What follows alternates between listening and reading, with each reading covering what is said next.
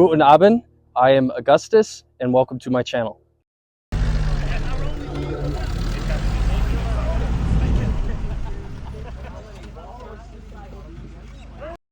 So what I would like to go over today is not only my uniform, but a little brief history of the Luftwaffe itself.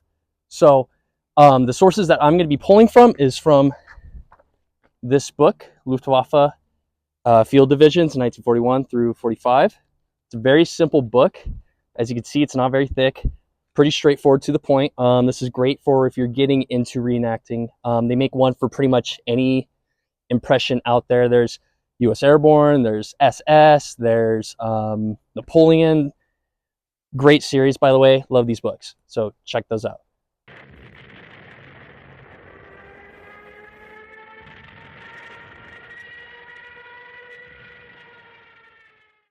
The position of Reichsmarschall Hermann Göring as Air Minister and Commander of the Luftwaffe allowed him to consolidate many functions. Here's some examples: naval air support, anti-aircraft defense, and airborne operations. The Luftwaffe participated in all theaters of war by 1941. By 1941, the Luftwaffe's strength had grown to 1.7 million men, most which served on the ground. In fact, the anti-aircraft artillery branch had 35% of the men, which was 571,000 men, to be exact. While signal troops formed another 18%. And also, the number of men serving in flying units totaled 588,000 in late 1941, approximately 36% of the Luftwaffe. But most of these men were ground support personnel or paratroopers, although the Luftwaffe amounted to 20% of Germany's total manpower under arms that year, which was 1941, a considerable reservoir of trained men and women.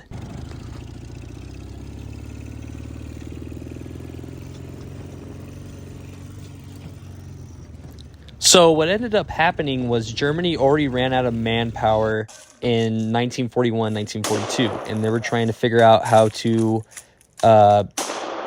fix the losses of the Wehrmacht. So Göring raised the Luftwaffe Field Divisions in 1942, when Germany was still making spectacular gains, but it was starting to feel the pinch of losses.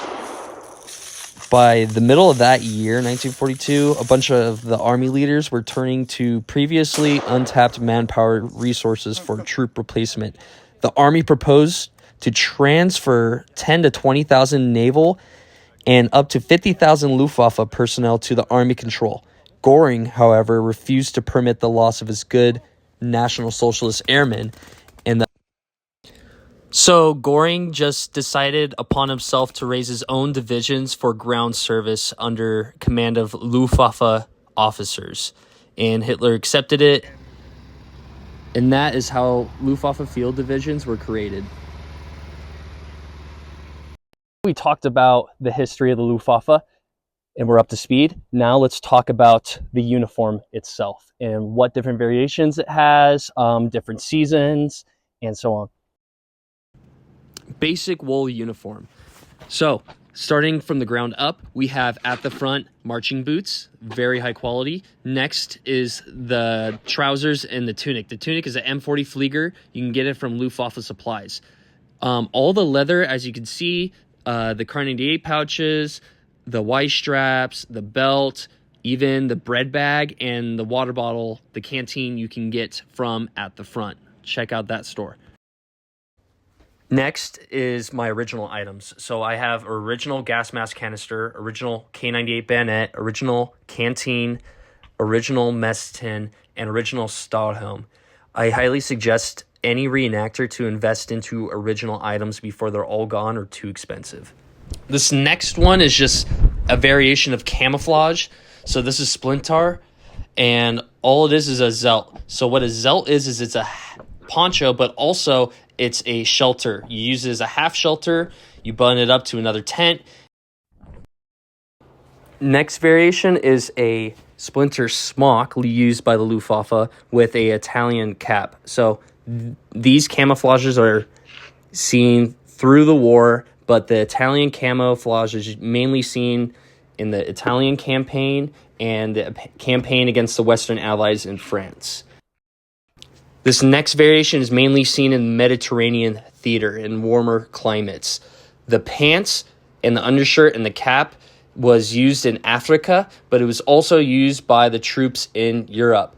But that wasn't until later after they withdrawed out of Africa. So this is more towards like invasion of Sicily and invading Italy and going into Germany. This was very popular with the Fallschirmjäger and Flak. So this is Africa Luftwaffe. Some of you might ask, why am I wearing jack boots in Africa? Well, if you saw early in the video, there's photographic proof. So there is my defense. But as you can see, there's many different versions of uniforms in the Luftwaffe. Well, thank you everyone for watching my video. If you like this video, please like and subscribe. Share with other reenactors. Luftwaffe Flak is a great way to get into World War II reenacting. It's really good, simple setup. There's a way to get the uniform, the rifle. There's tons of websites out there. I'll put some down below in a link. You guys should check that out, and have a good one. Smash that like.